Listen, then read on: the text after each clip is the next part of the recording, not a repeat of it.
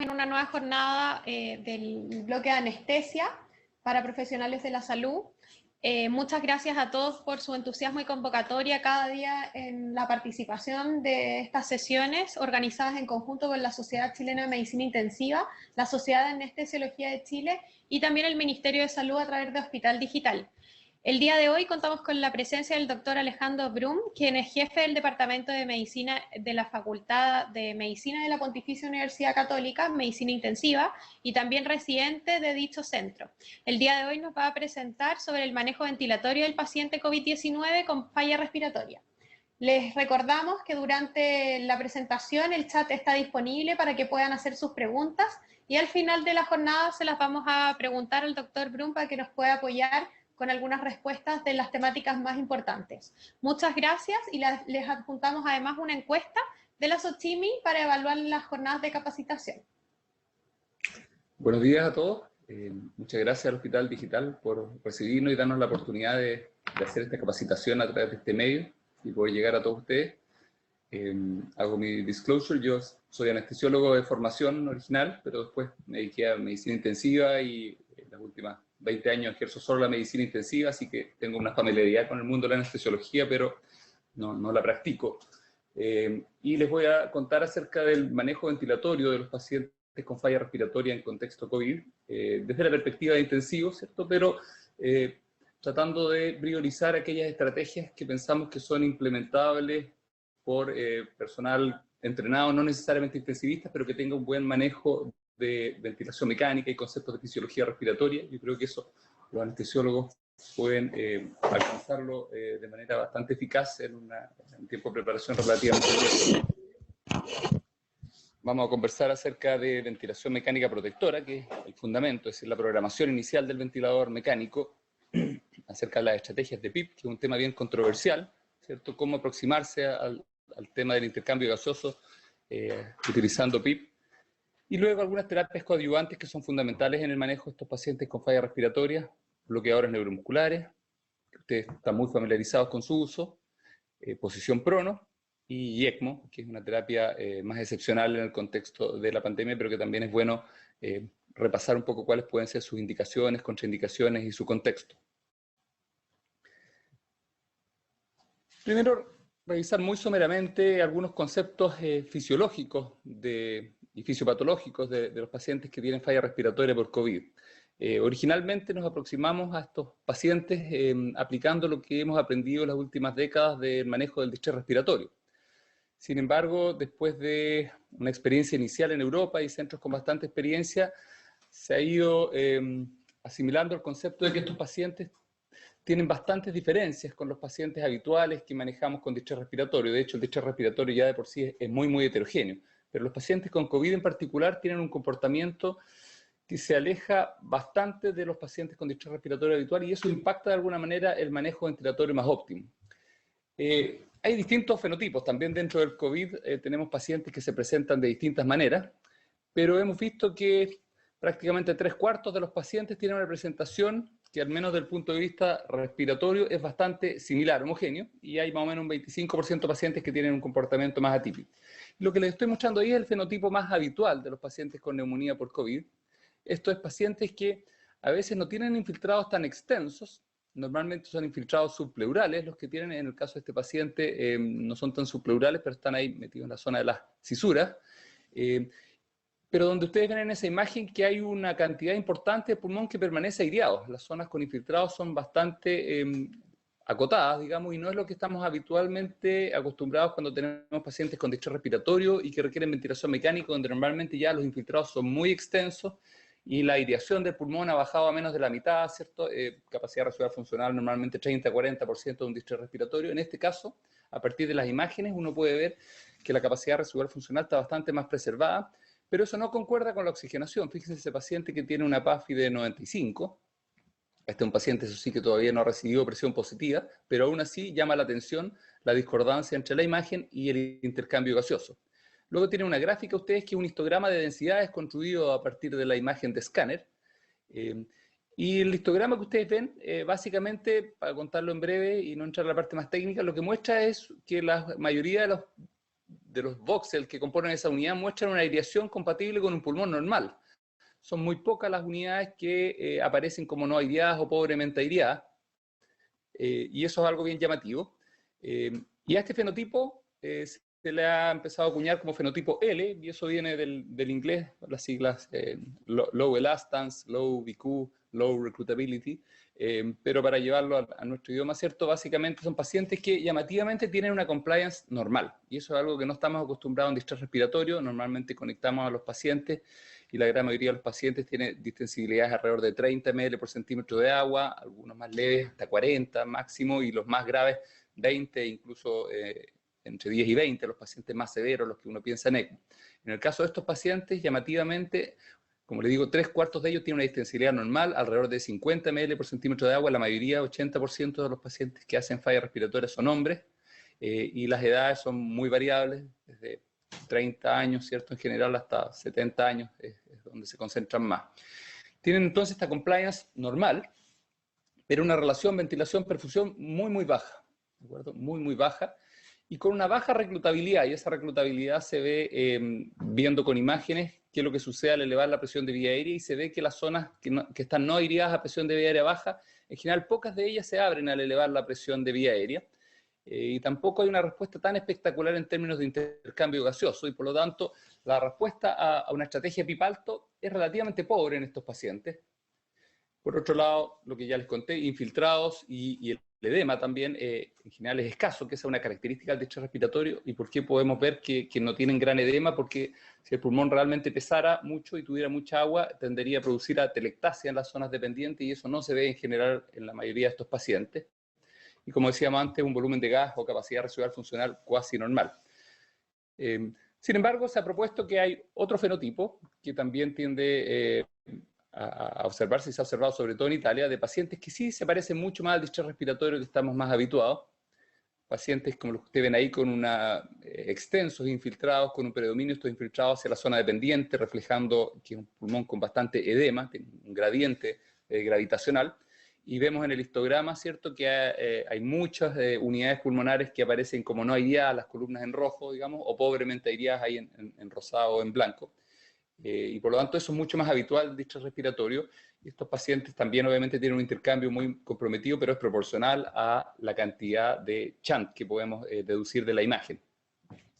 Estos pacientes típicamente sí tienen compliance más baja, tienen alto chant, cuando uno lo mide formalmente, tienen una alta reclutabilidad y mejor respuesta a PIP. Los infiltrados, como dijimos, son extensos y reflejan un pulmón edematoso, y sí cumplen con este criterio que o concepto que se ha acuñado en el distrés respiratorio de tener un baby lung, es decir, un pulmón pequeño, funcionalmente pequeño, una capacidad residual funcional disminuida, un 30-40% de lo normal, muy pocas unidades pulmonares participando de la ventilación. Con este tipo de fenotipos uno, claro, podría tener una aproximación un poco más habitual al manejo ventilatorio, pero al menos en la experiencia chilena, después de los primeros 300 pacientes, más o menos, que es lo que llevamos a la fecha, la verdad es que no hemos visto mucho este fenotipo, y pensamos que este fenotipo tiene mucho que ver con el manejo.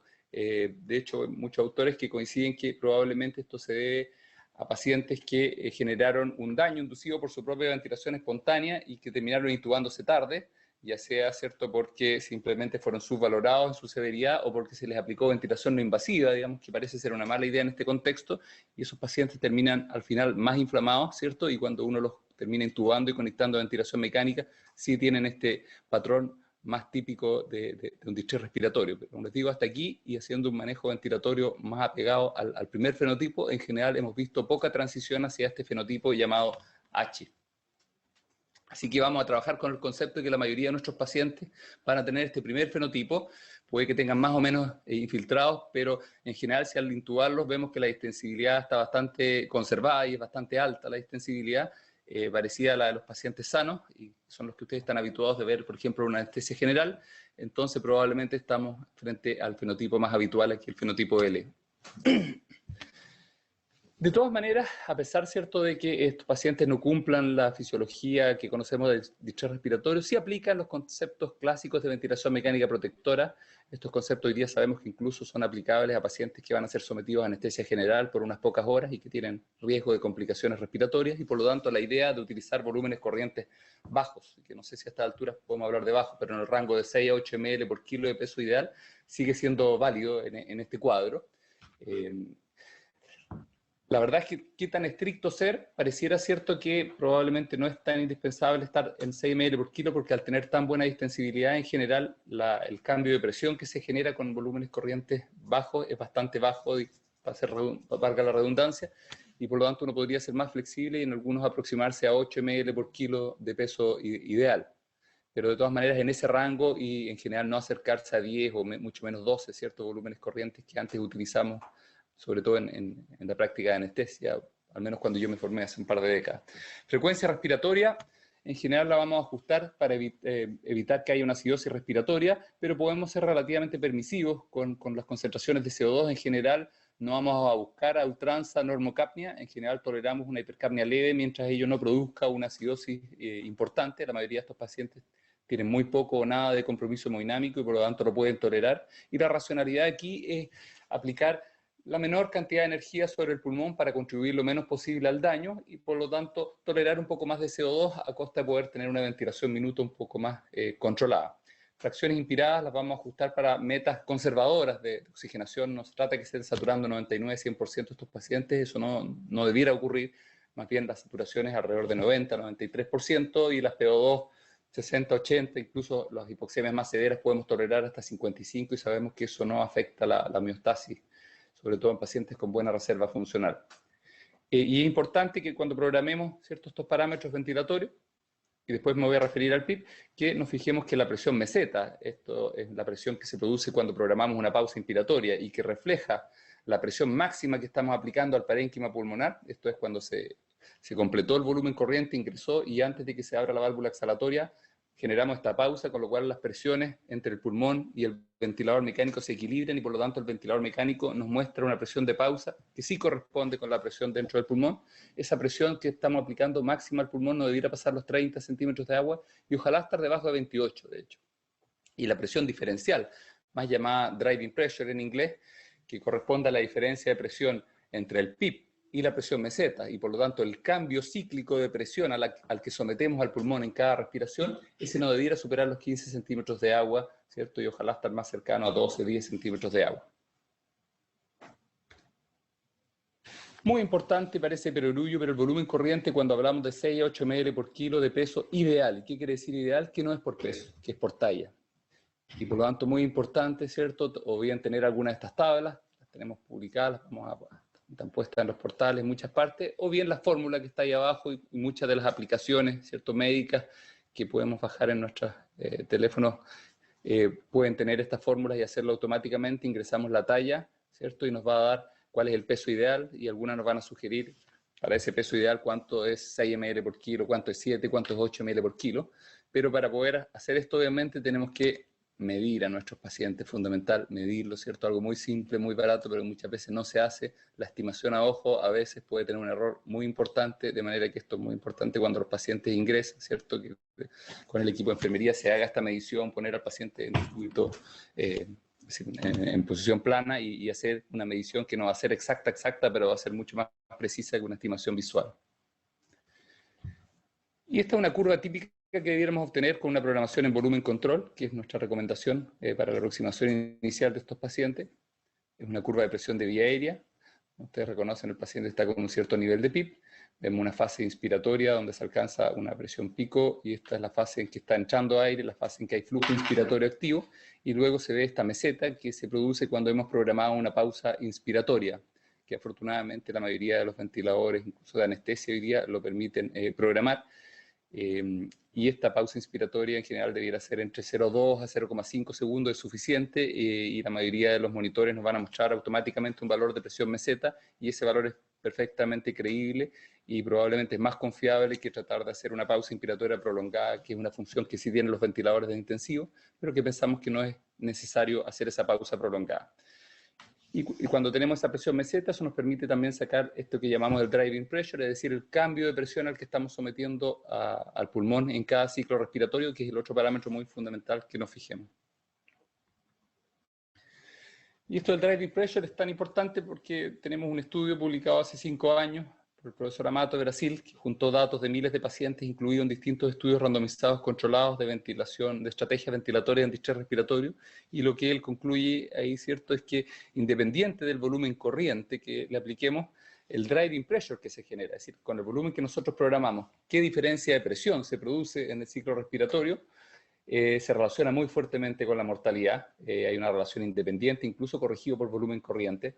Y ustedes ven que el riesgo relativo de mortalidad va aumentando, sobre todo cuando ya se sobrepasan los 14-15 centímetros de agua de driving pressure, y por lo tanto de ahí la racionalidad de tratar de mantenernos por debajo de 15, de manera que si nuestro volumen corriente de 6 ml por kilo produce 8 a 10 de driving pressure, estamos muy tranquilos, incluso podemos utilizar quizás 7 ml por kilo, 8 ml por kilo. En cambio, si estamos sobre 15, incluso con 6 ml por kilo, vamos a contemplar la posibilidad de incluso bajarnos un poquito, ¿cierto?, a 5 ml por kilo, por ejemplo, pero tratando de respetar este límite de 14-15 centímetros de agua.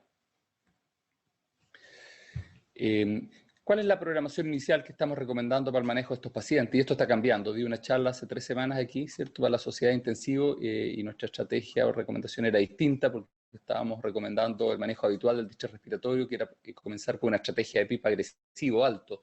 Normalmente hablamos de alto por encima de 12-14 centímetros de agua. Esto lo hemos cambiado a partir de la experiencia internacional, de la experiencia nacional, de discusiones más exhaustivas con expertos del mundo, y lo que estamos recomendando es comenzar siempre en un modo controlado por volumen. Creo que es lo más simple, sobre todo para operadores no intensivistas, de poder interpretar esto, de tener esa curva de presión que les mostré antes, que es la que mejor permite evaluar la mecánica. Un volumen corriente inicial de 6 ml por kilo, pero si eso produce un driving pressure menor a 10 centímetros de agua, probablemente podemos aumentar a 7 e incluso hasta 8 ml por kilo, ¿cierto?, en la medida que no nos acerquemos al valor de 13-14. ¿Y por qué pareciera que es razonable no tenerlos, ¿cierto?, con 6, si es que el driving está muy bajo? Porque hay reportes de que se produce un poco de hipoventilación. Además, como estamos utilizando un filtro humidificador en la Y, ¿es cierto?, entre el tubo y la Y, eso aumenta el espacio muerto, y por lo tanto pudiera ser cierto que a lo mejor con un volumen corriente un poquitito más flexible de 7-8 ml por kilo ayuda a prevenir el colapso y la tendencia a la telectasia, y a mejorar y facilitar el control del dióxido de carbono sin tener que recurrir a frecuencias respiratorias tan altas. Un PIP de 10 centímetros de agua como programación inicial, y en general para la mayoría de los pacientes tratar de ajustar eso entre 8 y 10 centímetros de agua. Una frecuencia respiratoria, la aproximación inicial podría ser entre 20 y 25 respiraciones por minuto. Si el paciente estaba excesivamente polipneico antes de ser intubado, por ejemplo 40 por minuto, probablemente vamos a partir con frecuencias entre 25 y 30 para evitar una hipercapnia de rebote. Y en los pacientes que no están tan polipneicos, probablemente ese rango de frecuencia está bueno como aproximación inicial, y luego recontrolar con gases arteriales después de 1 hora de ventilación inicial. La fracción inspirada de oxígeno, en general, la intubación, ¿cierto?, vamos a hacerla con 100% y los primeros minutos post-intubación, y luego en la medida que vemos que tenemos el intercambio gaseoso controlado, y para eso podemos hacerlo simplemente con el oxímetro de pulso, podemos ir desescalando desde ese 100% cada 2-3 minutos, ¿cierto?, tratando de mantenernos por encima de 90-93% de saturación de pulso, y vamos bajando eso, y eso tratar de ajustarlo antes de tomar los primeros gases, de manera de poder evaluar realmente el requerimiento efectivo de fracción inspirada de oxígeno del paciente. La relación tiempo inspiratorio-tiempo expiratorio, por defecto, debiéramos partir con una relación 1:2 en general, y eso obviamente en casos particulares se puede hacer algunos ajustes, pero son muy pocos los pacientes que requieren ajuste. Aquí hay pocos pacientes que tengan patrones obstructivos, que eso nos podría tratar de acortar un poco el tiempo inspiratorio y prolongar el expiratorio, y irnos hacia una relación un poco más de 1:3. Y en cambio son muy pocas las indicaciones de tratar de acercarnos a una relación 1:1, por ejemplo. Y una pausa inspiratoria, en general, como les dije, entre 0,2 y 0,5 segundos. Algunas máquinas de anestesia permiten programar eso con más precisión, otros dan intervalos más amplios, algunos dicen 30 o 60% del tiempo inspiratorio, otros lo plantean como un porcentaje del tiempo del ciclo respiratorio completo. Así que si no están muy habituados, traten de familiarizarse con su máquina, o simplemente después fijarse en el trazado de presión más o menos cuánta es la duración relativa de esa pausa inspiratoria respecto al ciclo respiratorio, pero con 0,2 segundos la mayoría de las máquinas además los monitores van a poder identificar un valor de presión meseta y mostrárselos, y eso simplifica el manejo. Y podemos creerle a esa presión meseta en general, si es que tenemos ese tiempo de pausa. Entonces, ¿por qué aproximarnos con una estrategia de PIB moderado? Bueno, lo que hemos visto en el distrés, pero más todavía en esta patología, es que la mayoría de las unidades reclutables se reclutan con niveles de presión relativamente bajos. Entre 5 y 10 centímetros de agua se produce la mayor cantidad de reclutamiento de unidades que uno puede abrir con presión positiva, y de ahí para abajo, de ahí para arriba en las presiones diarias, progresivamente lo que uno va ganando con PIB más alto es bastante poco en términos de incorporar nuevas unidades pulmonares al compartimento aireado, y en cambio sí lo que va ganando es cada vez más riesgo de sobredistensión, que eso tiene riesgo de mayor daño inducido por el ventilador sobre el pulmón, y también de compromiso hemodinámico secundario a esa sobredistensión. Así que por eso, en general, la recomendación es tratar de alejarse de los PIB muy altos. En nuestra experiencia en Chile, comentando con las distintas personas que han manejado, muy pocos pacientes parecen requerir y tolerar niveles de PIB por encima de los 15-16 centímetros de agua. La gran mayoría de los pacientes, como les dije, se está manejando con 8 a 12 centímetros de agua. Importante, como tienen tan buena distensibilidad del pulmón, casi toda la presión positiva que aplicamos sí se transmite al compartimento torácico, sí se transmite al corazón y a los grandes vasos, y por lo tanto puede comprometer el retorno venoso, el ventrículo derecho, ¿cierto? Y eso puede afectar a veces a alguno de nuestros pacientes, y es difícil de detectar. Para reiterar un poquito, esto se acaba de publicar, creo que fue anteayer, en el JAMA, la serie de los casi 1.500 pacientes manejados en UCI inicialmente en Lombardía. Fueron capaces de tomar una serie de datos, sobre todo del manejo inicial. Fíjense ahí una distribución de histograma en el primer gráfico de los niveles de PAFI, luego de la fracción inspirada de oxígeno al medio, y a la derecha de los niveles de PIB. Ellos en general utilizaron, ¿cierto? Los pacientes, se ven las PAFI en general bastante bajas. La mayoría de los pacientes está por debajo de 175, casi la mitad de los pacientes tienen menos de 150, que vamos a ver más adelante, que es un límite bien importante porque ahí tenemos intervenciones que pueden servir. Las fracciones inspiradas bastante altas que requerían, reflejando estos problemas de BQ y el chante importante que tienen estos pacientes, y los niveles de PIB que se usaron bastante altos, mediana de 14 centímetros de agua inicial. Solo el 20-25% de los pacientes recibió prono, y en cambio se priorizó una estrategia de PIB más alto. Pensamos que esto puede haber impactado los resultados relativamente pobres. Ahí ustedes ven los outcomes reportados de los 1.590 pacientes, si bien la mortalidad hasta ahora es 26% nomás, que es alta pero relativamente baja para una falla respiratoria así. Fíjense que todavía hay 58% de los pacientes que están en cuidado intensivo. Este fue un reporte del 25 de marzo y por lo tanto de ese 58% probablemente todavía un tercio de pacientes puede no salir adelante, de manera que creemos que esa mortalidad va a empinarse bastante y va a pasar el 40% cuando se completen y se cierren esos casos. Y eso es relativamente alto, me parece, por lo menos de lo que hemos visto hasta aquí en nuestra experiencia en Chile, aplicando una estrategia más conservadora de PIB y un prono más precoz. En general hemos conectado 300 pacientes, muchos están abiertos, pero hasta aquí entiendo que han sido 9 o 10 solamente los fallecidos, ya hay casi 40, 50 pacientes destetados del ventilador y consolidados, y por lo tanto estamos viendo resultados bastante mejores, y pensamos que eso puede tener que ver con la estrategia muy agresiva de PIB. ¿Cómo aproximarse al nivel de PIB más, con algún criterio un poco más, cuando uno no está muy dedicado a ventilación? Es difícil tratar de utilizar criterios muy finos desde el punto de vista mecánico, digamos, y empezar a hacer mucha maniobra, y quiere algo un poco más simple y práctico, y creemos que estas tablas, donde el nivel de PIB se va incrementando en la medida que el paciente requiere más fracción inspirada de oxígeno, tiene una cierta racionalidad, creemos que sí funciona en la mayoría de los pacientes, y da una cierta lógica. Y ahí tengo dos tablas propuestas, una que ha sido publicada reiteradamente en distintos papers, que fue la estrategia original cuando se pudo demostrar que los volúmenes corrientes bajos bajaban la mortalidad en el distrés respiratorio. Lo que se utilizó para ajustar el PIB fue esa escala, y a pesar de muchos estudios que han tratado de utilizar nuevas estrategias, ninguna ha demostrado ser superior a esa. La mayoría han demostrado ser equivalentes y alguna incluso peor. Así que de alguna manera creemos que es una tabla conservadora, no es lo perfecto, ni es óptimo, ni tiene mucha racionalidad fisiológica, pero funciona en la mayoría de los pacientes y simplifica la vida. Y ahí ustedes ven, ¿cierto? Y les tengo destacado en blanco más o menos el área que pensamos que debiéramos movernos en esta etapa inicial con los pacientes que tienen falla respiratoria por COVID. No son la mayoría de I3 en general, pero vamos a aplicar igual esta estrategia. Y en general, ¿cierto?, no debiéramos sobrepasar niveles de PIB de 12 centímetros de agua. Y si lo tenemos que pasar, necesariamente, probablemente vamos a ir a la etapa siguiente, que es ya considerar el prono y bloqueo neuromuscular. Así que podemos guiarnos por eso. La mayoría de los pacientes vamos a verlo, ¿cierto?, ahí entre el 40% de oxígeno, 8 de PIB, y 60% de oxígeno y 10 de PIB. Ahí van a estar el 80% de nuestros pacientes, una zona bastante tranquila. Creemos que podemos estar con eso. Y alternativamente hay una estrategia un poco más flexible que estamos utilizando nosotros en la Católica, que da un poco más de juego, ¿cierto?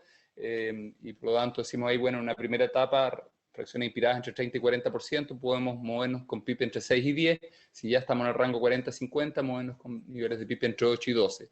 Y de ahí para adelante los niveles más altos, que los aplicamos normalmente en distrés respiratorio, creemos que si es necesario pasar a esos niveles más altos, ya debemos pasar también a la etapa siguiente, que es considerar el prono. Por lo tanto, si estamos con más de 50% de oxígeno, más de 12 de PIB, ya en general, ¿cierto?, nuestra recomendación es utilizar prono. Ahora, el prono se puede indicar no solo por intercambio gaseoso. El trabajo original que les voy a mostrar más adelante demostró que es eficaz, igual que el bloqueo neuromuscular, en los pacientes con PAFI bajo 150.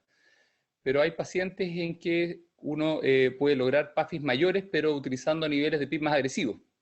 De manera que creemos que si es que el paciente efectivamente con PIB de 8 tenía 120 de PAFI, pero se le subió a 14 y con eso saltó a 180, igual creemos que hay que controlarlo de alto riesgo. Esos niveles de PIB tienen más riesgo de generar problemas a nivel pulmonar y hemodinámico, y por lo tanto este alto riesgo va a ser el nivel en que estamos sugiriendo nosotros para pasar a las estrategias de nivel 2, prono y bloqueo neuromuscular. O si las presiones mesetas con nuestra programación inicial y los ajustes posteriores se mantiene por sobre 28, el driving pressure por encima de 14, o el paciente tiende a mantenerse en niveles de acidosis respiratoria. Entonces todos esos son elementos que nos hacen sugerir que hay riesgo de que con nuestra ventilación podamos agravar el daño pulmonar y por lo tanto pareciera ser mejor pasar al nivel superior. En cambio, si somos capaces de mantener los parámetros que les muestro a la izquierda, que la PAFI se mantenga sobre 150, con niveles moderados de PIB, con presiones mesetas bien controladas, un driving pressure tranquilamente por debajo de 15 centímetros de agua y un nivel de pH, ¿cierto?, cercano a lo normal, sin tener que recurrir a frecuencias respiratorias extremas. En general, podríamos quedarnos con un manejo ventilatorio convencional y no tener que recurrir a prono y eventualmente no tener que mantener un bloqueo neuromuscular en infusión continua. Bloqueadores neuromusculares. Ustedes afortunadamente están muy familiarizados con su uso, se utiliza de rutina en la práctica anestésica y en las últimas décadas se ha incorporado también un uso bastante rutinario en el manejo de los pacientes con falla respiratoria grave y particularmente distrés respiratorio en cuidados intensivos. Y la principal razón que justifica esto, ¿cierto? Porque, podemos decir, ¿por qué bloqueo si los pacientes están con sedación profunda en la etapa inicial? Bueno, porque básicamente la racionalidad estaría en que muchos pacientes tienen mucha sed de aire, digamos, y cuesta mucho, a pesar de las altas dosis de sedantes que podemos utilizar, de poder abolir completamente su esfuerzo respiratorio. Y no es fácil de detectar. Ahí les muestro un trazado arriba de flujo y un trazado ahí abajo de presión de vía aérea, un modo controlado por volumen, y ustedes ven que el paciente se ven algunas interferencias con la curva de flujo y de presión, pero que no son demasiado groseras. Uno podría pensar, ¿cierto?, que es muy discreto, pero si pusiéramos un catéter esofágico y viéramos los esfuerzos del paciente, fíjense ahí los esfuerzos que está haciendo este paciente. Este paciente tiene una disincronía que se llama trigger reverso, esto es que el ventilador y la insuflación pulmonar, que la parte del ventilador genera como un reflejo, una contracción diafragmática que se puede producir en todos los ciclos respiratorios o en un ciclo por medio, y eso genera ciertas fuerzas internas a nivel pulmonar que tenemos muchos elementos para pensar que son dañinos. No es la única disincronía que tienden a presentar estos pacientes, pero a veces son difíciles de pesquisar, y además porque esos esfuerzos pueden generar en ocasiones gatillar en el ventilador un nuevo ciclo respiratorio y dos volúmenes corrientes sumados sin una expiración entre medio, y por lo tanto en vez de darle 6 a 8 ml por kilo, podemos terminar con 12, 14, 16 ml por kilo, y obviamente eso va a ser muy dañino y no podemos estar al lado del paciente permanentemente, y esto suele pasar en muchos de nuestros pacientes por esta gran sed de aire que tienen y por estos mecanismos extraños de disincronía paciente-ventilador, de manera que todos estos elementos pueden ser potencialmente dañinos y los podemos prevenir con bloqueo neuromuscular. Antes le teníamos mucho miedo a la debilidad del paciente crítico, pero se ha visto que utilizado por algunos pocos días no pareciera impactar tanto y que en cambio el beneficio sí es bastante claro. Las drogas, podemos utilizar casi cualquier droga y la evidencia que respalda esto viene de una serie de estudios que hizo un grupo francés hace algunos años. Aquí hay un estudio fisiológico en un grupo relativamente reducido de pacientes con distrés respiratorio, en que los pacientes se randomizaron, ¿cierto? Todos a una ventilación protectora 4,8 ml por kilo, todos con sedación profunda, pero un grupo se le añadía a la sedación profunda bloqueo neuromuscular y al otro grupo placebo, en este caso se utilizó cisatracurio para un bloqueo profundo en dosis alta, de manera a no tener que estar monitoreando el bloqueo neuromuscular y todos con sedación profunda. Lo que ellos estudiaron fue cómo se comportaba la inflamación medida por citoquinas en el plasma, eso está a la derecha, y citoquinas en el lavado bronquialveolar, que se le hizo al basal y a las 48 horas de randomización. Y ahí hay 3 citoquinas y esas son las gráficas de arriba, del medio y de abajo. Y ustedes ven, si miramos las gráficas de la izquierda del lavado bronquialveolar, tenemos a la izquierda las gráficas para el grupo control y un poquito más a la derecha las de bloqueo neuromuscular. Y lo que se ve a nivel del lavado bronquialveolar es que los pacientes manejados con bloqueo neuromuscular tendieron a bajar su inflamación pulmonar entre el tiempo 0 y el tiempo 48, mientras que los pacientes manejados sin bloqueo neuromuscular tendieron a aumentar su inflamación. Y lo mismo se observó en el plasma. Y esta inflamación lo que refleja simplemente es daño inducido por ventilación mecánica, probablemente por las disincronías que les comenté antes, que cuesta advertir cuando uno está evaluando a estos pacientes de manera intermitente, que es lo que podemos hacer en la condición crítica. Y después ellos avanzaron esto a un estudio multicéntrico randomizado y demostraron una disminución de la mortalidad de casi 10 puntos en pacientes con distrés respiratorio. Así que esto lo venimos ocupando desde hace mucho tiempo. El año pasado se publicó un estudio americano que trató de reproducir estos resultados, el Rose Trial, y no lo hizo, no encontró diferencia. La verdad es que fue neutro entre el grupo con bloqueo y sin bloqueo, no hubo diferencias, tampoco hubo más efectos adversos en el grupo con bloqueo, pero el estudio utilizó una estrategia distinta, sobre todo en el grupo control, y eso lo hace poco comparable con el estudio previo. Ahí está un contraste entre el primero, que es la Curasis, y el segundo, que es el Rose. En el primero se había utilizado sedación profunda en todos los pacientes. En general la estrategia de PIP era bajo a moderado, como lo que estamos recomendando ahora para el COVID. Y se utilizó prono con relativa frecuencia, mientras que el Rose Trial trataban de buscar sedación superficial, trataban de utilizar una estrategia agresiva de PIP, y utilizaron muy poco prono porque se utiliza poco en Estados Unidos. Y por lo tanto es un contexto distinto, una estrategia distinta, y pensamos que esa estrategia es poco aplicable a los pacientes con coronavirus, y por lo tanto que la primera evidencia, lo que les mostré del estudio francés, nos parece que es más válido para el cuadro que estamos enfrentando y para la estrategia que debemos aplicar, y en ese sentido creemos que el bloqueo neuromuscular probablemente sí puede contribuir con los beneficios que ya mostró ese grupo en los estudios previos.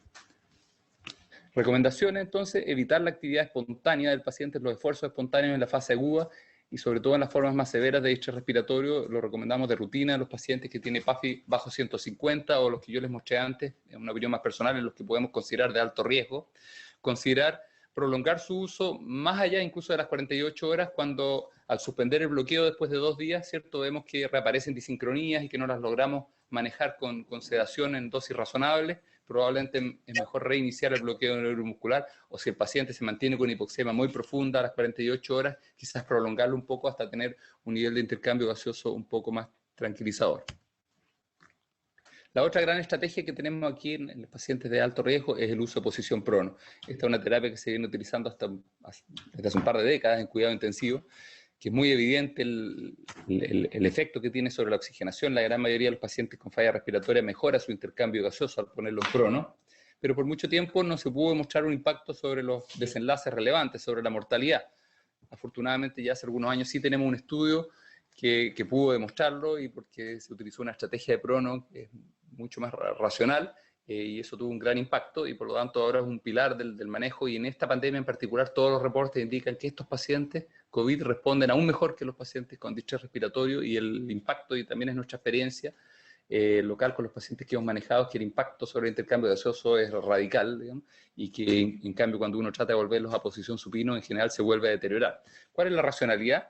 Básicamente ahí ustedes tienen a la izquierda una distribución de la ventilación en supino arriba, en prono abajo, y el mapa de colores muestra, ¿cierto?, la distinta distribución de la ventilación, y vemos que en supino en general la mayoría de la ventilación tiende a concentrarse hacia las zonas no dependientes, hacia la zona external, mientras que en prono se homogeniza mucho la ventilación, y la región dorsal, la región que queda hacia la columna, tiende a mejorar mucho su aireación.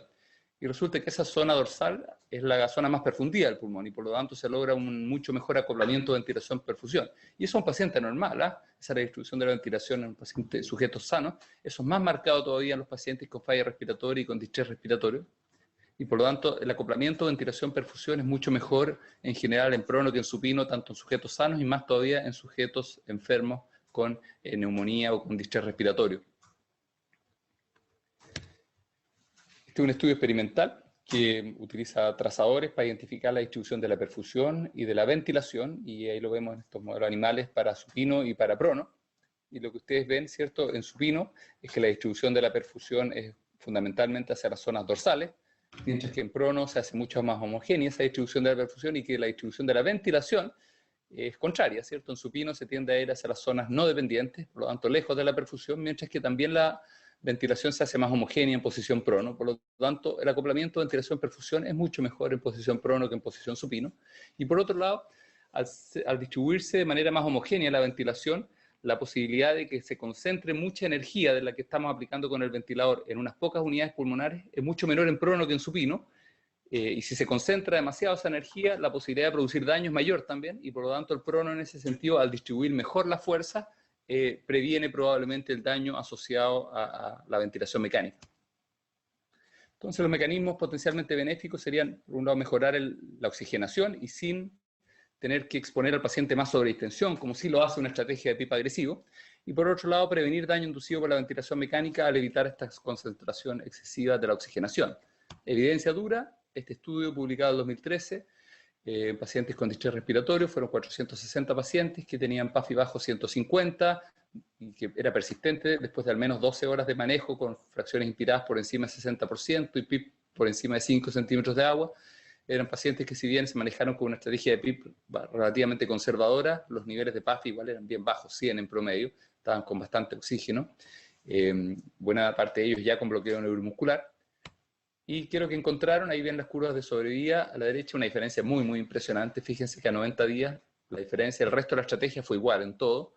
La diferencia de mortalidad fue 41 versus 23%. Es decir, una diferencia muy impresionante, casi 18 puntos de mortalidad. Hay pocas terapias con ese nivel de impacto. ¿Y por qué ellos lo pudieron demostrar y estudios previos no? Los estudios previos normalmente hacían sesiones de prono de 8 o 10 horas al día y luego supinaban al paciente cada día. Pero después se vio que eso no tenía mucha racionalidad. Si bien ayudaba en la oxigenación, era como tener al paciente protegido 8 horas al día y luego en una posición vulnerable durante 16 horas al día. Y ellos invirtieron esta estrategia y el protocolo contemplaba que los pacientes tuvieran la mayor parte del día en posición prono. Aquí en este estudio se supinaban una vez al día, sobre todo para revisar puntos de apoyo y una medida de seguridad. Todos hicieron ventilación protectora. Y ahí fíjense, esta es la evolución de las PAFI en el grupo de prono. Cada vez que se pronaban, cómo iba subiendo la PAFI y al supinar se volvía a deteriorar. A nosotros, ¿cuál es la estrategia que hemos estado aplicando en Chile desde hace muchos años en el distrés respiratorio y más todavía en los pacientes con COVID? Hacemos estrategias de prono prolongado. Prono prolongado, en general, la primera sesión, por lo menos 48, 72 horas. ¿Y por qué es cierto no supinarlos cada día? Porque el paciente retrocede, objetivamente, no solo retrocede el intercambio gaseoso, sino que vemos que muchos se desestabilizan. Las maniobras de supinar y pronar a los pacientes generan sobrecarga sobre los equipos de enfermería. Y lo que hemos visto es que con un buen protocolo de cuidados de enfermería se pueden prevenir perfectamente las lesiones haciendo cambios, lateralizaciones, ¿cierto? Cada 2-3 horas en estos pacientes. Se puede cuidar perfectamente los puntos de apoyo. Hemos tenido muchos pacientes pronados 7, 8, 9 días seguidos sin tener úlceras por presión, sí con edema facial, pero no úlceras por presión, y con un buen control y manejo del tubo, de manera de estar controlando habitualmente la posición del tubo por el equipo de enfermería. En general, ¿cierto? Y con una sedación profunda y bloqueo neuromuscular también. En general, ¿cierto? Prácticamente las extubaciones, por lo menos en las series que hemos tenido en Chile, no hemos visto, digamos, hace muchos años. Cuando comenzamos a hacer la técnica, a veces sí, porque no teníamos muy claro los protocolos y qué hacer, pero hoy en día con un protocolo claro, en general es una terapia muy, muy segura y el impacto, ustedes ven que es muy, muy radical.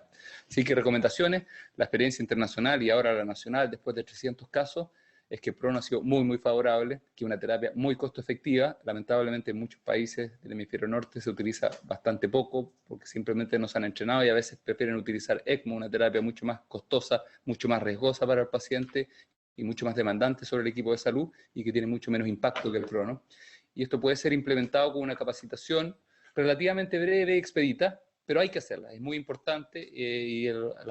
Yo sé que los equipos de anestesia a veces están habituados en alguna cirugía pronar a los pacientes, así que creo que hay una ventaja ahí, pero específicamente cómo hacerlo en forma prolongada, tenemos harta información ahí puesta en la página web de la Sociedad de Medicina Intensiva. Tanto hay una parte donde pueden entrar de videos, ¿cierto?, explicativos de procedimientos, y otra parte de charlas teóricas, y ahí van a encontrar información respecto a cómo hacer la maniobra de pronación y sus fundamentos mucho más profundos, y debemos aplicarla siempre que la PAFI esté bajo 150 o requiramos un PIB más de 12 para mantener intercambio gaseoso, y hay que mantenerlo independiente de que la oxigenación no mejore mucho, porque si bien la oxigenación es uno de los beneficios, el otro es tener al paciente más protegido, y eso sigue siendo cierto, y nuestra recomendación aquí para COVID es en general precoz, partirla rápidamente en las primeras 4 a 6 horas en general, no esperar 12 horas como el estudio que les mostré antes, y mantenía por lo menos la primera sesión 2 a 3 días, ¿cierto? Y estamos tratando de entrenar a los distintos centros en Chile que no tienen tanta experiencia, y nosotros mismos en la Católica probablemente vamos a difundir en forma gratuita un curso específico dirigido a cómo hacer el prono con simulaciones, ojalá que se puedan hacer en cada centro. Nosotros lo hacemos con voluntarios sanos y practicamos cómo se hace para no perder las vías, los accesos vasculares y la vía aérea. Y bueno, si todo esto no han dado, ¿cierto?, y el paciente sigue con riesgo de hipoxemia severa, estamos con PAFI bajo 150, cercano a 100, podemos eventualmente utilizar y probar una estrategia PIP alto. Quizás nuestro paciente sí se está pareciendo un poco al distrés respiratorio y a ese fenotipo L que les dije antes, ¿cierto? Y ahí podríamos utilizar, en vez de la escala de arriba de PIO2, podemos utilizar la de abajo. En general, la zona blanca me parece que es hasta donde podríamos tratar de utilizar nivel 16 hasta 18, creo que ya es harto, digamos, pero pudiera ser en algún caso, hay algún grupo de pacientes que podría responder. Y esto es una etapa previa, ¿cierto?, a ya entrar en hipoxemia refractaria o a tener que considerar un ECMO, digamos, que es lo que menos queremos hacer aquí, ¿cierto? Otra estrategia, ¿cierto?, los escalones más altos que les muestro ahí, ¿cierto?, me parece que es más moderado. Si el paciente con todo esto, ¿cierto?, de la PAFI está cercana a 100, estamos requiriendo 50-60% de oxígeno, un PIB de 10 a 14, si ya es sobre 60, 12 a 16, y si es sobre 80, probablemente 14 a 18, pero ojalá ya todo esto, ¿cierto?, con asistencia de un intensivista, discutir el caso a caso y evaluar la respuesta, porque hay que estar muy atento a los efectos adversos de esta estrategia PIP alto. Por lo tanto, cada vez que empezamos a pasar los PIB de 12 a 14, hay que poner mucha atención a la hemodinamia, al impacto sobre la presión meseta. Si subimos el PIB de 14 a 16, ¿cierto?, y la presión meseta salta de 24 a 28, quiere decir que el driving pressure, ¿cierto?, para el mismo volumen corriente aumentó y que por lo tanto la distensibilidad se deterioró y que lo más probable es que estamos sobredistendiendo y eso va a generar más daño pulmonar. Así que esto es un poquito más complejo utilizar esta estrategia y creemos que aquí sí es importante, ¿cierto?, tratar de discutir esto con un intensivista, ojalá presencial, y si no, aquí Hospital Digital, ¿cierto?, tenemos 24/7 médico intensivista disponible para discutir los casos. También hay kinesiólogo y enfermera que pueden discutir los aspectos más prácticos, ¿cierto?, de cómo hacer esto de manera segura. Así que ahí hay asistencia, ojalá en el mismo hospital, y si no, aquí a distancia, para poder hacer estas estrategias, ¿cierto?, en los grupos que se sientan menos seguros de cómo hacerlas. Y finalmente el ECMO, bueno, es una terapia de rescate, un último recurso. Ahí tiene una máquina de ECMO a la izquierda, básicamente una máquina en la cual sacamos la sangre del paciente, la oxigenamos y la depletamos de CO2 en un intercambiador externo y luego la retornamos, ¿cierto?, a la aurícula derecha, ya oxigenada y descargada de CO2, de manera que podemos, antes de que la sangre entre a la circulación pulmonar, ya tenerla relativamente arterializada y por lo tanto descargar un poco al pulmón de esta función cuando no la puede cumplir o cuando requiere demasiada presión de parte del ventilador mecánico. Hay ya un par de estudios que muestran que podría, un poco controversial, algunos aspectos metodológicos, pero parecería que hay una ventaja de sobrevida cuando se utilizan ciertos contextos. Es un estudio británico, este es un estudio más reciente, hecho sobre todo en Francia, que si bien la P no es significativa, muestra un impacto. La verdad es que casi 20% de los del grupo control se hizo un crossover a ECMO aquí y se analizaron por intención de tratar, así que si no hubieran tenido ese crossover probablemente hubiera sido positivo. Pero pensamos que es una terapia que debemos ser muy restrictivos en general en el contexto de esta pandemia porque es muy demandante de recursos humanos, hay que transportar a estos pacientes muy inestables muchas veces a los pocos centros que cuentan con ECMO, y por lo tanto pensamos que hay que evaluar muy caso a caso, digamos. Afortunadamente son muy pocos los pacientes que llegan a requerir esta estrategia. En la serie italiana fueron 4 casos, digamos, después de 1500, así que creo que es algo más bien excepcional. En Chile tenemos en este momento, después de 300 casos, tenemos 3 pacientes conectados a ECMO. Solo uno me parece que claramente con hipoxemia refractaria, y el otro fueron un uso más temprano. Y tenemos algunos criterios, ¿cierto?, que hemos consensuado entre la Sociedad de Medicina Intensiva y el Ministerio de Salud desde antes. Esto lo hicimos ya hace algunos años para la falla respiratoria y el distrés respiratorio, y básicamente haber hecho todo lo que les conté antes: ventilación protectora, ajustar, optimizar el nivel de PIB, bloqueo neuromuscular, posición prono, y con todo eso que la PAFI se mantenga por debajo de 100 por 6 horas. En este caso, al menos en mi centro, estamos siendo más exigentes, y en general PAFI bajo 80, que no responde a nada, ahí lo estamos considerando, tratando de minimizar su uso. Como les dije, es muy demandante para los equipos de salud. Hay varias contraindicaciones que hay que tenerla presente, y probablemente para esta pandemia no debiera tener ninguna contraindicación. Estamos hablando de pacientes jóvenes con muy buen pronóstico, con falla monoorgánica, que no lleven demasiado tiempo en el ventilador mecánico, ojalá no más de 7 días, ¿cierto? Y en que no tenemos otra medida, bueno, probablemente a esos pacientes sí se lo vamos a ofrecer. En otras condiciones debemos repensarlo muchas veces, y esto de todas maneras hay que discutirlo con especialistas. Entonces podría ser un último recurso frente a hipoxemia severa, refractaria a todo lo previo que conversamos, derivar a los pacientes realmente una carga importante para el sistema, así que hay que darle una vuelta, digamos, y en la medida que vamos teniendo más volumen de pacientes, quizás más todavía hay que repensarlo, porque aquí lo que nos interesa es tratar de salvar y sacar adelante la mayor cantidad de pacientes posible, y si por tratar de poner mucho esfuerzo en un paciente individual estamos sacrificando la suerte de muchos otros pacientes, quizás no sea la mejor idea. Su uso entonces debiera ser excepcional. Aquí una estrategia, ¿cierto?, para cerrar, cómo podríamos aproximarnos, y ahí les digo, es una estrategia temporal. En general, ¿cuál es la idea? Arriba lo que les muestro es control, libertad. ¿Qué quiere decir esto? Que inicialmente lo que necesitamos es una estrategia ventilatoria donde nos hacemos cargo completo de la ventilación y el paciente no tenga participación prácticamente, ¿de acuerdo? Es la etapa en que tenemos mucha hipoxemia, en que vamos a utilizar esta estrategia de PIB bajo a moderado, en que en general vamos a pronar a la mayoría de los pacientes que tienen hipoxemia moderada severa, y que además de la sedación profunda, muchos de ellos vamos a recurrir a bloqueo neuromuscular. Ojo, si los pacientes tienen una PAFI de 200, pero con sedación profunda tienen disincronías evidentes, ¿cierto?, están haciendo esfuerzos respiratorios, en general mejor también adicionar bloqueo neuromuscular y no esperar a que el paciente se deteriore para poder implementarlo. Drogas, bueno, cisatracurio, rocuronio, becuronio. La verdad es que cisatracurio, por el alto costo, creemos que no es razonable. Y en general cualquiera de las otras drogas sí nos puede servir, y ustedes tienen bastante experiencia en poder saber las dosis. En general se requiere un bloqueo profundo, no necesariamente 0 twitch de 4. Nosotros en intensivo muchas veces no lo titulamos por TOF, sino que simplemente tratando de detectar actividad muscular espontánea y mirando las curvas del ventilador para detectar que no hay interferencia del paciente, y mirando su abdomen para ver que tampoco hay signos de contracción muscular. Y ya en la medida, ¿cierto?, esto normalmente estos pacientes en general requieren este manejo buena parte de la primera semana. Algunos pacientes, ¿cierto?, empiezan a tener signos de resolución del cuadro a partir del día 5, y otros más tirados para el día 10. ¿Sí? Toma bastante tiempo, es bastante relativo esto, y hay que irlo evaluando paciente a paciente. Y cuando ya nos vamos desescalando y saliendo del prono, esto hay que irlo discutiendo con intensivistas en general, probablemente cuando ya la PAFI se eleva sobre 200, ¿cierto?, y podemos mantener a los pacientes con un PIB de 10 o menos, es un buen momento ya para probar supinación, ¿cierto? Pero si el paciente se deteriora y la PAFI cae a 120, hay que volver a pronarlo, digamos, simplemente revisar los puntos de apoyo y volvemos a pronar. Así que esto es simplemente una idea relativa. Y en esta resolución inicial lo que vamos a hacer es pasar de una ventilación 100% controlada, vamos a permitir que el paciente ya sin bloqueo neuromuscular empiece a gatillar algunos ciclos respiratorios, ¿cierto? Y probablemente, si es que estábamos utilizando una máquina de anestesia para la fase aguda, que puede servirnos perfectamente, hay un protocolo que se publicó por la Sachi y Sochimi, buena parte de las máquinas más modernas nos pueden permitir manejar a los pacientes en la fase más aguda. En la medida que empezamos a hacer la transición, ¿cierto?, y que empezamos a permitir que el paciente empiece a gatillar, si el ventilador cuenta con presión soporte o presión control sobre todo, podemos hacerla con el mismo ventilador de anestesia y ver cómo se comporta. Si los momos que tiene son muy limitados, ¿cierto?, la performance del ventilador es muy pobre, probablemente hay que pensar en pasar a ese paciente a un ventilador de intensivo más convencional, ¿cierto?, e ir rotando estos ventiladores, darle un uso racional.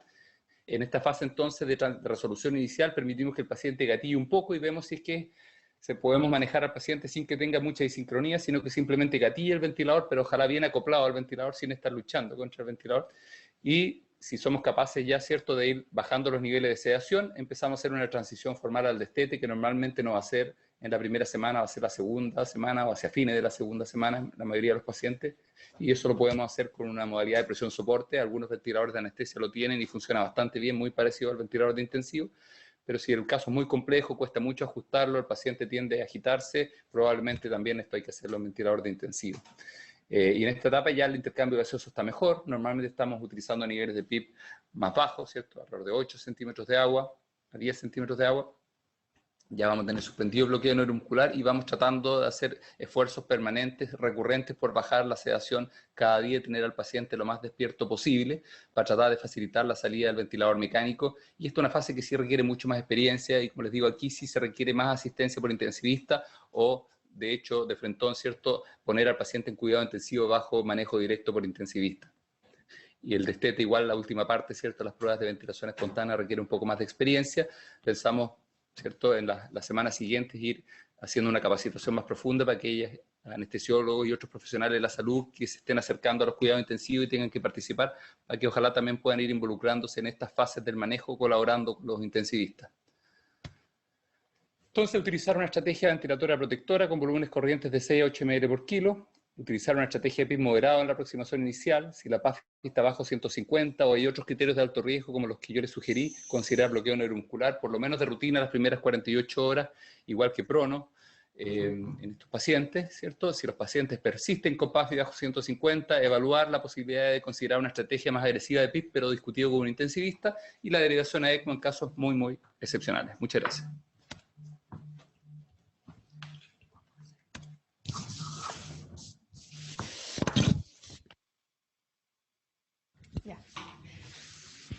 Bueno, le damos las gracias al doctor Brun por esta excelente participación y le vamos a hacer algunas preguntas de las que hemos recopilado a lo largo de la jornada.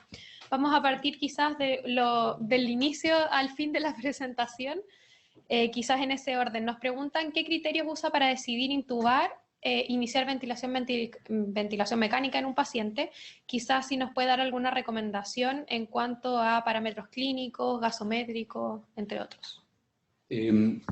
Como concepto general, lo que hemos aprendido, ¿cierto?, es que en general hay que propender a una intubación precoz de los pacientes, es decir, no esperar que realmente sea evidente para todo el mundo que hay que intubarlo, digamos, que todo el mundo vea que el paciente está ahogado, desesperado, con una mala mecánica, probablemente ya estamos tarde. O sea, hay que propender a estar mirando elementos más sutiles.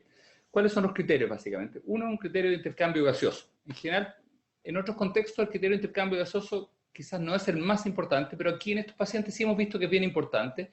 Por lo tanto, pacientes en general que están con mucho requerimiento de oxígeno, ¿cierto?, y que a pesar de eso tienen una hipoxemia refractaria, estamos viendo la posibilidad de incorporar la cánula de alto flujo, que es una medida que hasta aquí la habíamos retenido porque teníamos mucho miedo a que aumentara la dispersión de aerosol, pero han salido estudios bastante bien hechos que muestran que pareciera ser bastante seguro, sobre todo si se pone encima de la cánula nasal una mascarilla quirúrgica. Y esa es una estrategia que podríamos utilizar como un puente en pacientes que todavía no requieren intubación inminente, que podría ayudarnos, ¿cierto?, a diferir un poco, más que diferir, digamos, ojalá evitar algunas intubaciones. Pero independiente si estamos con oxigenoterapia convencional o con una cánula de alto flujo, debiéramos ir a mirar los mismos elementos. Básicamente uno, ¿cierto?, una hipoxemia refractaria, probablemente pacientes que después de algunas horas de manejo inicial siga requiriendo más de 70-80% de oxígeno, probablemente, ¿cierto? Y en la medida que todavía tenemos ventiladores y camas de intensivo, vamos a tratar de intubarlos con ese criterio. Otro criterio muy importante, obviamente, es el trabajo respiratorio que tiene el paciente y que es difícil de objetivar en un paciente en ventilación espontánea, pero ahí básicamente, ¿qué es lo que nos importa? La polipnea, ¿cierto? Paciente en general con frecuencia respiratoria sobre 30, no es un criterio absoluto. Sobre 35, más probable sobre 40, la gran mayoría de los pacientes debiéramos estar pensando en intubarlo. Pero eso obviamente es un elemento que hay que evaluarlo, ponderarlo con las otras cosas, con el intercambio gaseoso, con la reserva funcional del paciente, con su edad. Mientras el paciente tiene más edad en general, ¿cierto?, tiene menos reserva funcional, menos debemos retrasar la intubación, mientras que los pacientes un poquito más jóvenes podemos dar un poquito más de flexibilidad, pero la polipnea es un elemento muy importante. Si el paciente está utilizando musculatura accesoria y ese uso es muy marcado, ¿cierto?, o va en aumento o no cede, ¿cierto?, después del manejo inicial, también probablemente es otro elemento a considerar. Y lo otro es la tolerancia. Hay pacientes jóvenes que se ve que están haciendo un esfuerzo moderado, que ellos se sienten bastante bien, pero tienen un poco de retracción, ¿cierto? Pero el paciente dice que no está muy cansado, pero está adrenérgico, está muy taquicárdico, ¿cierto? Está muy polimneico, a 35 por minuto, está requiriendo más de 60-70% de oxígeno. Probablemente, en la medida que todavía tenemos camas y ventiladores, debemos favorecer intubarlos más temprano. Hemos visto que a esos pacientes les tiende a ir mejor y que en cambio cuando se retrasa más la intubación, pareciera que el cuadro pulmonar se puede agravar. La hipótesis subyacente es que los pacientes, ¿cierto? Estos pacientes tienen el virus tiene algún compromiso, ¿cierto? Neural, digamos, y en particular aparentemente el centro respiratorio, que hace que los pacientes tengan menos percepción de disnea que objetivamente el trabajo respiratorio que están haciendo. Pareciera que los pacientes con este esfuerzo importante, que no lo podemos objetivar a veces externamente, pueden, ¿cierto?, estar aumentando el daño pulmonar y contribuyendo al daño que ya está produciendo la infección viral y la respuesta inmune. Y por lo tanto ese sería el fundamento para tratar de propender a una intubación más temprano que tarde en general, ¿cierto? Siempre, obviamente, cuando ya estemos más llenos de pacientes ventilados, tengamos pocas camas, va a ser un poquito más fino, más compleja la decisión, y por eso pensamos que ahí es importante, ¿cierto?, que participe en esa decisión la gente que esté más acostumbrada a valorar pacientes con insuficiencia respiratoria, de manera que ahí el rol de los urgenciólogos y de los intensivistas creo que es importante en esa valoración inicial, de manera que para los médicos profesionales que estén colaborando en el manejo, hospitalistas, anestesiólogos, que a lo mejor no están tan habituados a ver pacientes con insuficiencia respiratoria en sus distintos grados, probablemente es bueno complementar la evaluación con otros profesionales para poder discutir cuál es el timing más razonable para intubar al paciente. Perfecto. Nos hacen varias preguntas con respecto a, previo a la intubación, el manejo de los pacientes en prono. Nos dicen, por ejemplo, previo a intubar, ¿podría considerarse mantener a estos pacientes en prono desde un inicio, considerando el beneficio de BQ? Y además nos dicen, por ejemplo, lo mismo de la máscara facial de alto flujo, en publicaciones que han visto de pacientes en prono antes de llegar a la intubación con el apoyo de la cálula nasal. Hay reportes que se está utilizando, digamos, tiene racionalidad fisiológica, obviamente da un poco de temor porque estos pacientes algunos se deterioran de manera bastante rápida y uno solo tiene miedo de enfrentarlo con el paciente en posición prono.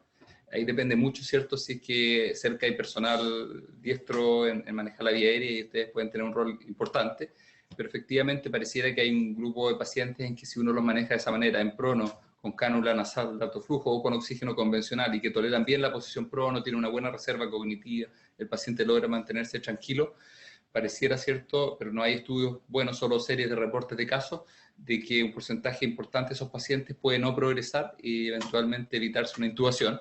En Chile hemos tenido algunos centros que han empezado a hacer una experiencia inicial, nosotros también estamos diseñando un protocolo para hacerlo así, pero creo que eso debiera ser ojalá en el contexto de un protocolo, haber discutido muy bien las medidas de seguridad, los planes de contingencia, de en qué momento se va a supinar al paciente para considerar su intubación, de manera de que no se transforme en un problema y sí pueda ser una solución. Y eso debiera hacerse en ambientes relativamente controlados, con supervisión, con equipos de enfermería, con una relación razonable y no en ambientes fuera de áreas de paciente crítico en general, es decir, lugares donde el paciente esté monitorizado y donde haya personal que esté supervisando de cerca a los pacientes y ojalá algún médico muy bien entrenado en vía aérea, un anestesiólogo, un intensivista que pueda rápidamente ayudar a manejar una contingencia, supinar rápido al paciente y controlar la vía aérea. Perfecto. Nos preguntan acerca de las estrategias de PIP alto, específicamente si estas se debiesen hacer con el paciente ya en prono o antes, si el PIP lo vamos a ver un poco con la compliance del paciente, y también si hay pacientes que son pronados y no tienen mejoría en 2 o 3 días de la oxigenación y lo vuelven a pronar, si parten de nuevo con estrategias de PIP agresivas. En el fondo, ¿cuándo utilizamos finalmente la estrategia de PIP alto? Ya, entonces bueno, la estrategia PIP alto, como hemos visto, pareciera que en la mayoría de estos pacientes no es tan potente en su impacto y que en cambio sí puede producir algunos problemas. Nosotros hemos visto algunos problemas hemodinámicos, básicamente. Y por eso lo hemos reservado por una etapa más tardía para pacientes que ojalá ya, incluso con prono, están con problemas de intercambio gaseoso. ¿Cómo ajustarse ahí? Una posibilidad son las tablas, los esquemas fijos que les dije que según requerimiento de fracción inspirada de oxígeno, creo que es lo más simple para aquellas personas que no tengan gran experiencia en ventilación mecánica, pero otra posibilidad es tratar de hacerlo ajustando por mecánica respiratoria. Esto es cierto, por ejemplo, como lo sugerimos en el protocolo, uno puede hacer una maniobra de reclutamiento aumentando progresivamente los niveles de PIP, tratando de que las presiones inspiratorias lleguen a 40 centímetros de agua por unos 2-3 minutos y cautelando muy bien la hemodinamia en ese proceso incremental. Y luego ir bajando, ¿cierto?, los niveles de PIB hacia abajo buscando la zona de mejor compliance, ¿de acuerdo? Y ahí lo que hacemos es mantener, por ejemplo, en la desescalada, hacia arriba lo hacemos normalmente en presión control, si es que tenemos ese modo disponible, digamos, tratando de llegar a las presiones inspiratorias de 40, y una vez que estamos arriba, ¿cierto?, y empezamos a bajar, nos pasamos a volumen corriente, un volumen fijo, y vamos viendo el driving pressure que resulta al ir bajando el PIB. Y en aquel rango donde el mismo volumen corriente produzca el menor driving pressure, quiere decir que es la zona de mejor compliance, y luego de haber hecho todo el recorrido hacia abajo, hasta unos 8 o 10 centímetros de agua de PIB, no menos que no debiéramos bajar por debajo de ese nivel, ¿cierto? Si encontramos e identificamos una zona de mejor compliance, podríamos poner el nivel de PIB a ese nivel, porque se supone que es donde el pulmón lo estamos protegiendo mejor, y podría asociarse también al a la mejor relación entre beneficios sobre el intercambio gaseoso y protección pulmonar. Así que es una forma alternativa, pero bastante más compleja, ¿cierto? Yo creo que si no hay experiencia, es mejor discutirlo o hacerlo acompañada con un intensivista, ya sea presencial o a distancia, si hay buena capacidad de telemedicina. Pero son cosas más complejas, creo, y por eso no las quise ver en mucha profundidad aquí. No sé si había algo más a ese punto. No, nos aclaran solamente que tienen dudas también con respecto a la pregunta del prono y el PIB. En el fondo decía si tenían el prono 2 a 3 días. En el caso del tercer día no había mejoría. Lo supina, lo deja en prono, si lo deja en supino y se deteriora más con el prono, lo prono nuevamente, en el fondo, como ese... Sí. Estamos escribiendo un protocolo ahora, que lo queremos consensuar con la sociedad chilena, que va a ser un estudio de cohorte, digamos, donde vamos a tratar de plasmar la experiencia que hemos acumulado en Chile haciendo esta terapia que la venimos haciendo hace tiempo. En general, el criterio nuestro, ¿cierto?, es si el paciente sigue, han pasado 48, 72 horas, pero todavía el intercambio gaseoso está bajo, digamos, estamos con una PAFI bajo 140, 130, es decir, claramente bajo 150, o estamos requiriendo mucho PIB y, por ejemplo, todavía estamos con 13, 14 centímetros de agua de PIB, en general tendemos a prolongar el prono. Es decir, solo supinamos al paciente siempre y cuando su intercambio gaseoso esté mejor, tenga una PAFI sobre 150, ojalá más cercano a 200, y no tener que estar utilizando demasiado nivel de PIB, en general 10 a 12 centímetros de agua, fracciones inspiradas de oxígeno no más del 50%, y ya pasadas 48, 72 horas, con todo este criterio, entonces sí supinamos al paciente. En algunos pacientes puede ser al tercer día, en otros al cuarto o al quinto día. Si hay menos experiencia con prono, a veces es cierto, y los equipos están más nerviosos y quieren revisar un poco todos los puntos de apoyo, el equipo de enfermería, uno puede transar un poco eso, pero estando muy atento a que un porcentaje importante de esos pacientes al supinarlos se deteriora el intercambio gaseoso y hay que pronarlos bastante rápido de nuevo. Entonces es una precaución a tener. Así que yo creo que va a depender un poco ahí de la experiencia que hay en cada lugar con el prono más extendido, pero creemos que 48 72 horas se podría implementar casi en cualquier parte, y los centros que tenemos más experiencia, a veces en los pacientes que se mantienen con hipoxemia, hacemos 5, 6, 7 días de prono, y cuando el intercambio está mejor y no estamos con tanta energía del ventilador, supinamos. Y luego, al supinar, ¿cierto? En general esto siempre es en la mañana, con todo el personal ahí, una maniobra electiva, supinar al paciente, nunca lo vamos a hacer en la noche, a menos que sea una emergencia, que haya una arritmia, un paro, una cosa así, digamos. De otra manera no lo vamos a supinar al paciente fuera de un horario bien programado. En la mañana lo vamos a supinar alrededor de las 9 de la mañana, y vamos a ver cómo se comporta las horas siguientes.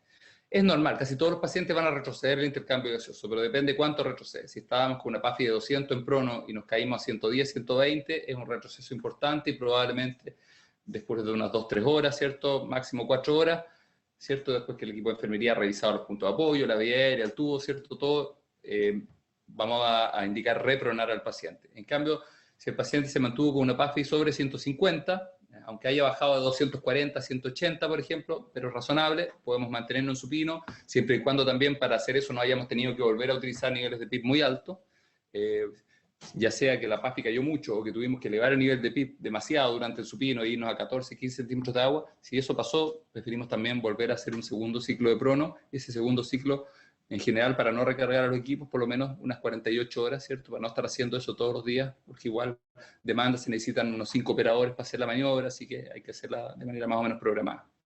Perfecto.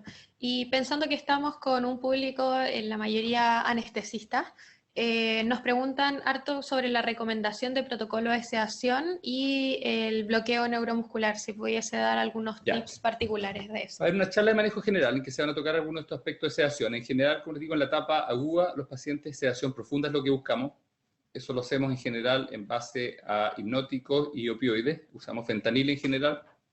Muchos de estos pacientes requieren, sobre todo los más graves, los que vamos a pronar, ¿cierto? Los que van a ir a bloqueo neuromuscular, en general dosis más altas, ¿cierto? De fentanil, la mayoría de ellos sobre 200 gamas, ¿cierto? Incluso algunos hasta 400 gamas hora, llegamos en ese rango. Los pacientes más moderados, algunos los podemos manejar con 100 a 150 microgramos por hora. Y dosis de hipnóticos, inicialmente puede ser propofol, lo que partimos, ¿cierto? Pero en la medida que el caso es más severo y que vemos que las dosis, los requerimientos de propofol son muy altos en dosis o se extienden mucho en el tiempo, tendemos a pasarnos a benzodiazepinas. Si ya vemos que el caso de frentón es severo y que vamos a tener que ir a prono o algo así, probablemente nos pasamos del propofol a midazolam o complementamos el propofol con midazolam. Normalmente, ¿qué dosis de propofol utilizamos en estos pacientes? En general, 1 a 2 miligramos por kilo hora en la mayoría de ellos. En algunos, ya cuando tenemos que pasar por sobre los 2-3 miligramos kilo hora, empezamos a pensar en complementar con midazolam. Y los pacientes más profundos, jóvenes, ¿cierto? Muchos de ellos pueden requerir dosis altas, a veces, ¿cierto? Vamos a estar con 6, 8, 10 miligramos hora de midazolam, sobre todo si ya estamos con prono y decidimos bloqueo neuromuscular. Normalmente nos aseguramos, ¿cierto?, de que el paciente esté en un plano de sedación profunda antes de partir la infusión continua de bloqueo neuromuscular. Y si el paciente lo bloqueamos con la intubación y la verdad es que por su severidad no se dio la oportunidad en ningún momento cortar el bloqueo neuromuscular y dejamos una infusión continua desde un principio, probablemente nos vamos a correr un poquito a dosis un poquito altas de sedación por defecto. Si tenemos un monitor de BIS, vamos a tratar de complementarlo con eso. Si no tenemos, ¿cierto?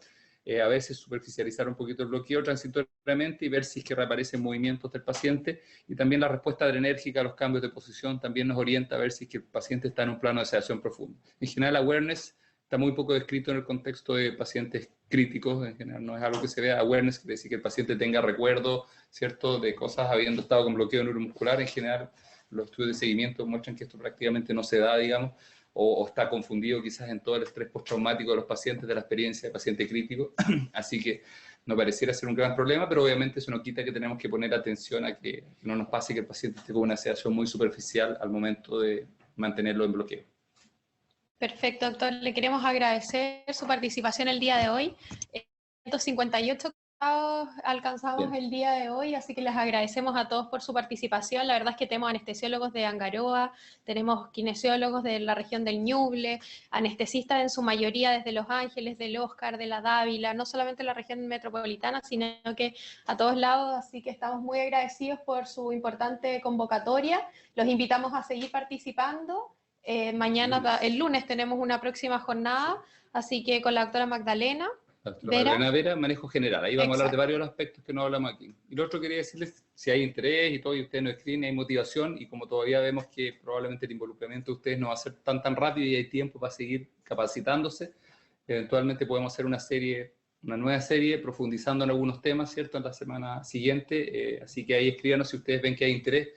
La idea es que obviamente lleguen lo más preparados posible si es que les toca participar en el manejo de estos pacientes. Exacto. Nos dicen muchas gracias a través de los chats, doctor, por su charla de hoy. Así que muchas gracias y que esté muy bien. Hasta una próxima jornada.